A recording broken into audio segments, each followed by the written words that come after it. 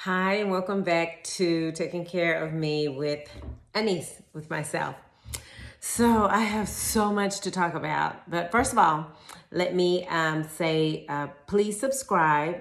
Definitely leave a comment in the comments, like and share. And to all those that have been following me thus far, I definitely appreciate you so much for following me.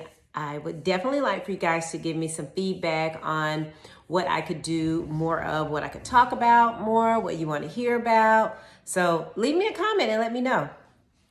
So today I really don't have a topic. I'm just going to be talking because I got so much to share. So many things are going on. So I'm listening to this book. I love listening to audiobooks. And so I'm listening to this book called You Are Your Best Thing, and it's by Tarana Burke and Brene Brown. And so it's just a multitude of essays written by people, writers, authors, and they're mainly talking about vulnerability and shame resilience. And so it's really been, the essays have been really good, and really some of the essays I could kind of identify with. Like one of the ladies was talking about growing up in a Baptist church, and how just in growing up in that, how we have different things that we're ashamed of, or that we've been put on, that has been put on us to cause us to be ashamed of certain things, and how just in the religious sect, how different things have just, impacted our lives as people of color, and what we should be ashamed of and what we should hide, and that breaking out of that, realizing that we don't have to be ashamed of those things. And I can't go into a lot of deep detail because it was very deep and it was very good. So I'm just suggesting that you definitely pick that book up. Again, it's called You Are Your Best Thing by Tarana Burke and Brene Brown. And I haven't read anything by Tarana Burke, but I have read quite a few books by Brene Brown, and she's an awesome writer, so definitely pick that book up. But what's been going on with me is, in my last video, I talked about detaching myself from my grown children's choices. And that is definitely, and I kind of share with some other people, some of my clients and close friends, and they could totally relate, and how as a parent, detaching yourself from the choices that your adult children make, that we're so often attached to what they do, because of course they've been attached to us and we've been attached to them, up until they become an adult. And then detaching ourselves from the choices they make is definitely a challenge, and it's been a challenge for me, but I've been doing good so far. And not and then my biggest thing too is not offering advice when it's not given. Yeah. So it's really been a challenge, but I am learning, and it's one of my aha moments. It's like, let them have their journey as well as the journey that I had myself. I thought the choices that I made when I was growing up, that when I was an adult, that they were great choices for me, although my parents probably thought otherwise, but they allowed me to make those choices. And so I in turn have to do that for my children. But this week, I was talking to one of my friends, and I'm always checking me out, checking my state of mind out, checking like, what am I doing? Reevaluating, I guess would be a better word. I'm always reevaluating. And so I was reevaluating and I think I mentioned it before. I told you guys that I am, I sometimes can be like all over the place. Like I like to do like 2 or 3 things at one time. And it's not really a good thing to do, but I get bored easily. And so I was talking to my friend, and I was like, hey, I said, hey, let me throw something out at you. And so I was asking her about, telling her about some things that, I like doing and things I've been doing. And just like, I don't understand why sometimes I'm like all over the place. And right now I'm kind of in this mode where I, we got the holidays coming up, and I do not want to cook. I don't want to do it. I don't want to cook. I want to bake, but I don't want to make this big meal. It's just kind of like, I don't want to do that. I don't want to do that anymore. And I have grandbabies, and I want to spend time with them, but I don't want to be the grandma that, everybody has to come to my house. And at first I thought that's what I wanted to do, because why?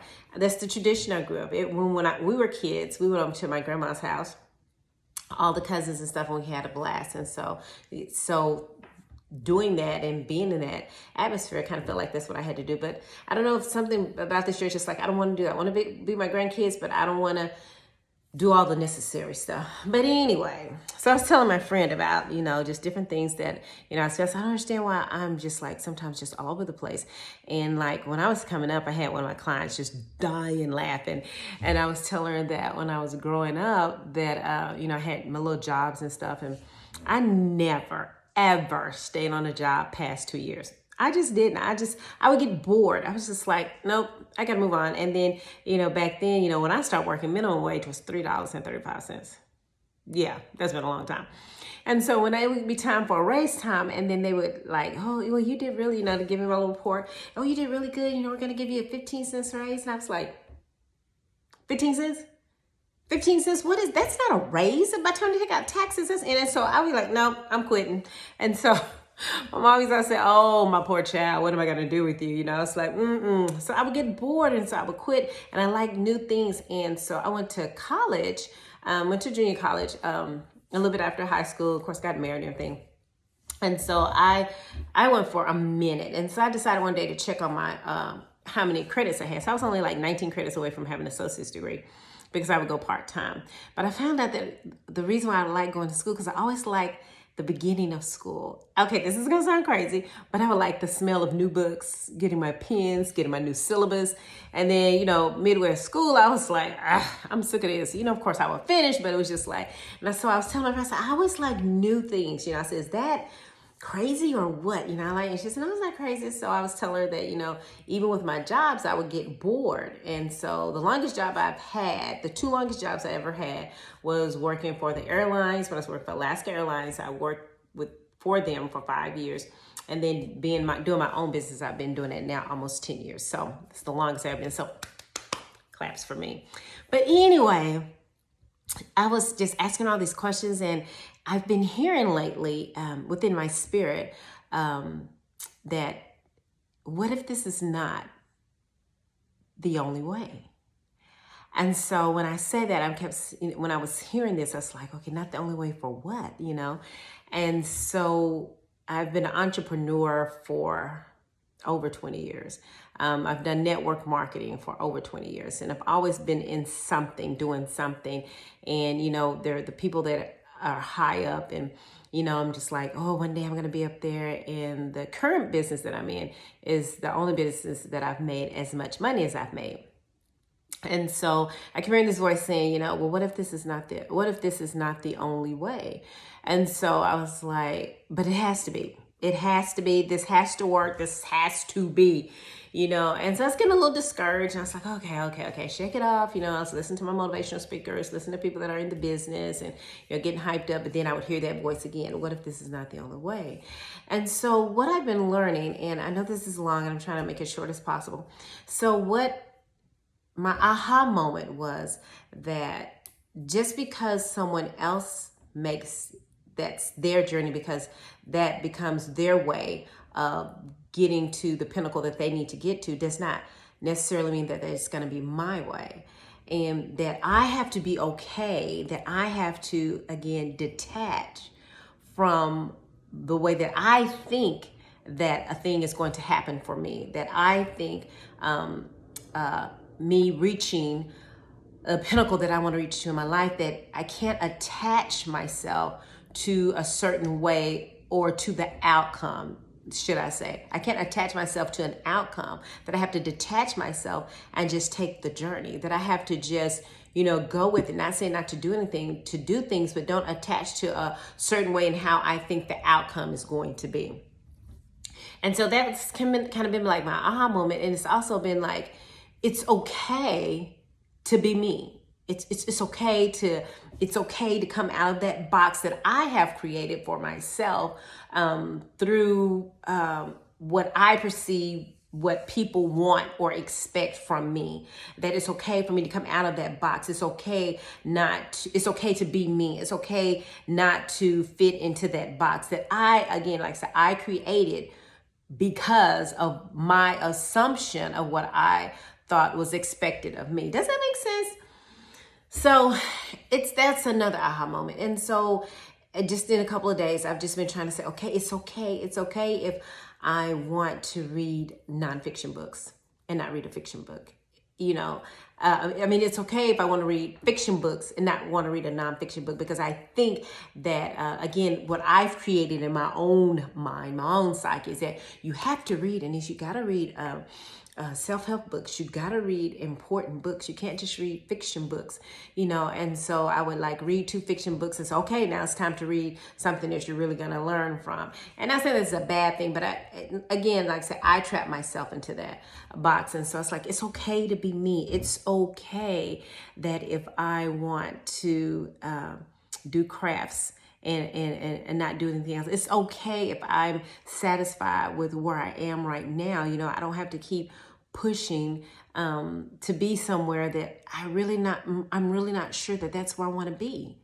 And so that's been my aha moment. And part of taking care of me is realizing that it's okay to be Anise. It's okay if other people don't understand who Anise is. As long as I understand, and as long as I'm comfortable, and that I know who I am, then everything else is okay. You know, because it's so easy for us, you know, throughout the years. I mean, like, I'm 56 years old, and I've created so many boxes, so many expectations because of different expectations that have been put on me. I've attached those expectations and taken them with me throughout life, and expecting myself to be at a certain place because of expectations that was put on me. And so now my aha moment is like, no, you know, I'm breaking out of that. And, you know, I'm not going to continue to expect things from myself that deep down in my heart, I really don't want, or deep down in my heart, I don't even know if that's what I'm supposed to do. And so it's almost like,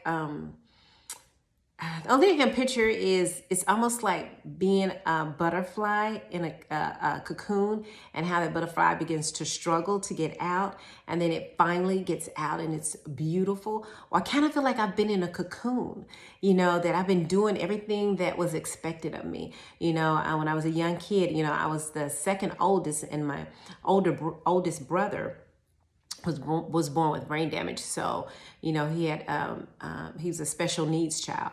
And so I took care of him. And then I had a younger brother and a younger sister. So I took care of them. So it was always expected of me, even though I was the middle child, was to see after my siblings, you know. And then of course I was a PK kid. And so it was expected of me, even through my peers, that I needed to act a certain way. You're a PK kid, you can't curse. You're a PK kid, you can't wear shorts. You know, so it was all these expectations were put on me. And then, you know, I was in church. And in church, you know, I began to speak and began to do different things in church. And so it was always expected, you're the PK's daughter, you should be doing more. So all these expectations. And of course, then you get married, so you're expected to do certain roles as a wife. And then you have children, then they're expected. So it's just like expectation on top of expectation. But in those expectations, there was no room made for me and what I wanted and what I expected of my own self. And so I just kind of feel like I've been in a cocoon, and that now I'm coming out, you know, that I'm breaking out of that cocoon. And it's a struggle, because when you see a butterfly coming out of the cocoon, it's a struggle. I mean, that cocoon is moving because that butterfly is getting its wings ready so that it can fly, and it has to break free. And so I kind of feel like that for myself, that I'm struggling, but it's a good struggle. It's a good struggle because I know now that, you know, it's okay. It's okay. It's okay to be me, you know. And so let me know, do you resonate with anything that I'm saying, or if it's just totally confusing? But it's okay to be me. And so I say that even for you. I don't know what you're going through, or if you're going through anything, but just to encourage you that it's okay to be you, to be the authentically you, you know, not the you that your parents think you should be, or the you that your coworkers think you should be, or the you that even your spouses or partners think you should be, but being the authentic you of who you really are. It's like, who am I? You know, this is who I am, and I'm okay with it. Because once we're okay with it, it doesn't matter if others aren't okay, as long as we're okay with it. Something to think about, right?